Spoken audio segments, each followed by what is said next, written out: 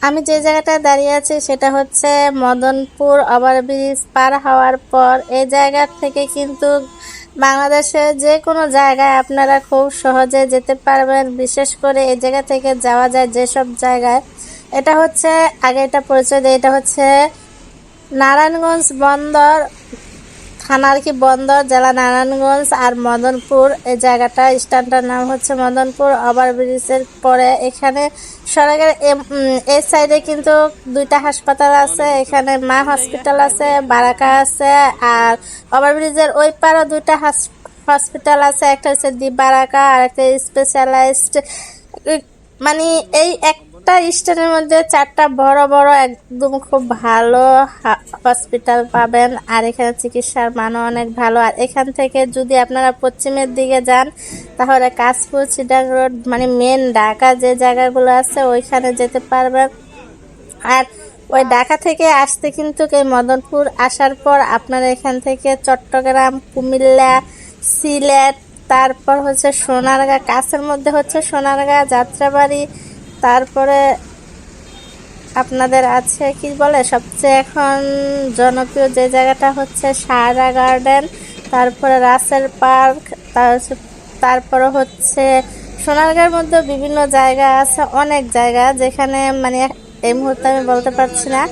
সব জায়গায় কিন্তু আপনারা যেতে পারবেন। শুধু মদনপুরে স্ট্যান্ডের মধ্যে এসেই যে এখান থেকে যাওয়া যায় না মনে হয় না যে এমন কোনো জায়গা আছে। যদি আপনারা ঢাকা যে শাপলা চত্বর বা ঢাকা যমুনা ফিউচার পার্ক ওইদিকে যেতে চান এখান থেকে যেতে পারবেন। আর যারা ওই দিক থেকে আসেন তারা কিন্তু মদনপুর স্ট্যান্ডের মধ্যে, মেন ঢাকা থেকে যারা আসবেন তারা কিন্তু মদনপুর স্ট্যান্ড থেকে বিভিন্ন জায়গায় ঘুরতে চাইলে এখান থেকে যেতে পারেন। এখান থেকে কুমিল্লা, সিলেট, চান্দিনা, কোম্পানিগঞ্জ, ক্যান্টনমেন্ট, তারপর হচ্ছে সোনারগাঁ জাদুঘর, যেটা এখন তো সবাই জানে যে সোনারগাঁ জাদুঘর ঐতিহ্যবাহী একটা স্থান। বিভিন্ন জায়গায় যাওয়া যায়। আর আজকে আমরাও কিন্তু ঘুরতে যাচ্ছি। আর আজকে আমাদের ঘোরাঘুরিটা হচ্ছে একটা রেস্টুরেন্টে আমরা খাবার খেতে যাব, রংধনু রেস্টুরেন্ট। সেটা হচ্ছে আপনাদের কি বলে জানি জায়গাটার নাম আমার সঠিক মনে আসতেছে না, ভিডিওর মাঝখানে অবশ্যই বলবো। আর যারা কুমিল্লা, সম্ভবত কুমিল্লা গেছেন বা সোনারগাঁ জাদুঘর, মেঘনা, তা জামালদি, হোসেনদি ওইসব এলাকায় যারা যান তারা অবশ্যই চিনবেন। তো আজকে তো আমার মেয়ে আমার সাথে বসে আছে, আমি গাড়ির ভিতরে, আমরা এখানে অনেক মানুষ আছি, মোট আছি এখানে আমরা 5 জন গাড়ি দিয়ে যাচ্ছি। যে জায়গায় বাসে হয়তো বা গেলে 100 টাকা গাড়ি ভাড়া নিত, আমাদের যে জায়গায় যাওয়ার কথা সেই জায়গায় যাওয়ার পর ও দাউদকান্দি ব্রিজ, দাউদকান্দি, মেঘনা ব্রিজ সবকিছু এখান থেকে দেখানো যায়। আমার ভিডিওটা যদি দেখেন তাহলে কিন্তু অবশ্যই দাউদকান্দি ব্রিজটা দেখতে পারবেন। আর এখান মানে মদনপুর স্ট্যান্ড থেকে ভালো ভালো জায়গায় যাওয়া যায়। আমরা যারা মদনপুর থাকি, যে এখন বর্তমানে ওভারব্রিজটা হয়েছে সেটা কিন্তু আমাদের জন্য খুবই উপকার। কারণ যে পরিমাণ মানে রাস্তায় গাড়ি চলে, বড় বড় গাড়ি, সেজন্য কিন্তু ওভারব্রিজটা খুবই উপকার হয়েছে। আর কিছু মানুষ এমন আছে যারা ওভারব্রিজ ব্যবহার করে না, তারা নিজ দিয়ে যাবে, পুলিশ ট্রাফিক পুলিশের বাড়ি খাবে, জরিমানা দিবে, তারপরেও তারা নিজ দিয়ে যায়, এটা হচ্ছে তাদের ব্যাপার। তো যাই হোক, আমরা কিন্তু চলে যাচ্ছি সোনারগাঁ, সোনারগাঁ থেকে চলে যাব আমরা দাউদকান্দি, দাউদকান্দি ফেলে চলে যাব কি বলে মেঘনা, মেঘনা থেকে যাব আমরা জামালদি, জামালদি থেকে যাব আমরা রংধনু যে রেস্টুরেন্টে খাবার খেতে যাব সেইখানে। আর তারপরে যাব আসবো আবার ব্যাক করে জামালদি, জামালদি থেকে সম্ভবত হোসেনদি যাব ঘুরতে। মানে এইদিকে যাদের বাড়ি আছে তারাই বলতে পারবে যে এই একটা রাস্তা দিয়ে কত দিকে যাওয়া যায়। আপনি পশ্চিমে যদি যান তাহলে মেন ঢাকা যেতে পারেন, কাশপুর, চিটাগাং রোড, যাত্রাবাড়ি, তারপরে কি বলে মিরপুর 10, 9, 11 যা যা আছে, মিরপুর, পুরান ঢাকা ওইদিকে।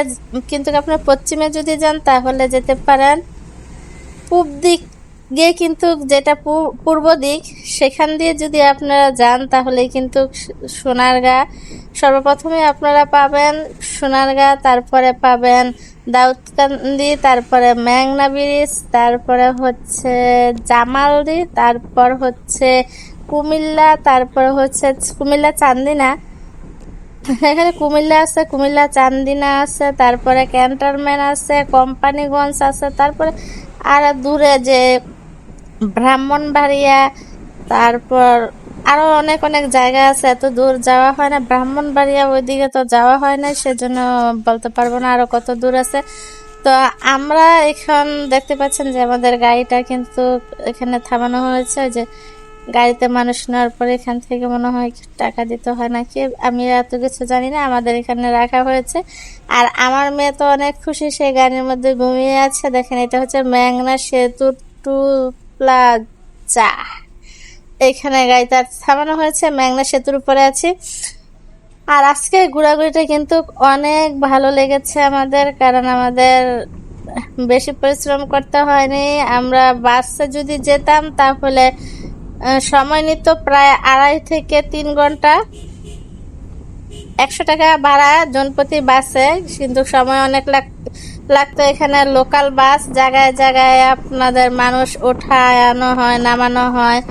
আর আমার একটা স্বভাব আছে যে আমি যদি 1 ঘন্টার উপরে কোনো গাড়িতে বসে থাকি, তারপরে আমার মেজাজ খিটখিটে হয়ে যায়, এতটা খিটখিটে হয়, মানে যা সামনে দেখি তাতেই বিরক্ত মনে হয়।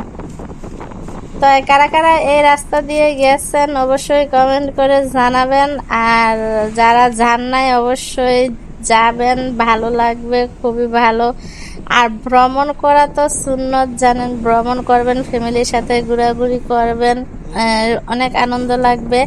আর আমি তো একটু ঘোরাঘুরি করলেই আমার সমস্যা, কারণ যেহেতু আমার মাইগ্রেনের সমস্যা, আবার থাইরয়েডের সমস্যা, আমি অনেকক্ষণ বসে থাকতে পারি না, বেশি হাঁটাচলা করতে পারি না, টেনশন নিতে পারি না, রোদ্রে গেলে মাথা ব্যথা, যন্ত্রণা, সব দিক দিয়ে দেখা যাচ্ছে যে আমাকে দিয়ে কিছুটাই হয় না।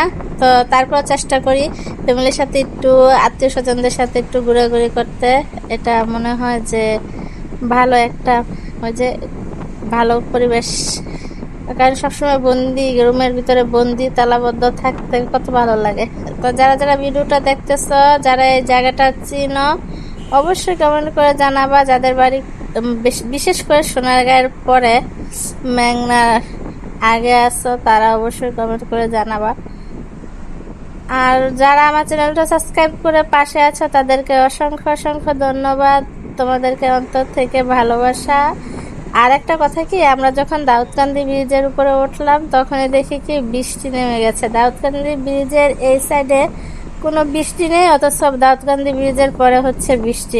একই রাস্তায় দুইভাবে বৃষ্টি, সামনে বৃষ্টি, পিছনে বৃষ্টি নেই, রৌদ্র। তো এমন ভ্রমণ অনেক ভালো লেগেছে আমার। মানে সবসময় যদি আমি এদিকে যাই তাহলে বাসে যাওয়ার পরে এখানে মাইকোটেকো বা কোনো কিছু অ্যাম্বুলেন্স পাওয়া যায়, মাঝে মাঝে পাওয়া যায়, কিন্তু বাসে বেশি যাই। তো আজকে পেয়ে গেলাম, যে জায়গায় 100 টাকা ভাড়া 200 টাকা দিয়ে হলো, মানে অনেক শান্তিতে গন্তব্যস্থলে পৌঁছতে পারছি, জার্নিও কম হয়েছে।